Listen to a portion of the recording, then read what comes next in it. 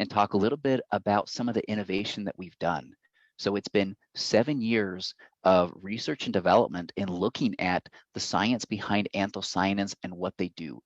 And it really has been a discovery process for us as we've published many of these studies and these findings with exclusive insights that we have found and published in the scientific literature. Now, it begins with a selection process. We knew anthocyanins are good and important, but which ones were the best? And what we found is blackcurrant, bilberry, and black rice were rich in cyanidin and delphinidin. Now, these are the types of anthocyanins that were the most effective. I don't have a slide here to share with you, but there's other types of anthocyanins like pelargonidin, petunidin, and others that weren't as effective. In fact, it wasn't even close. And so we screened and found that these certain subclasses were critical in getting the best and optimal results for your body's metabolism.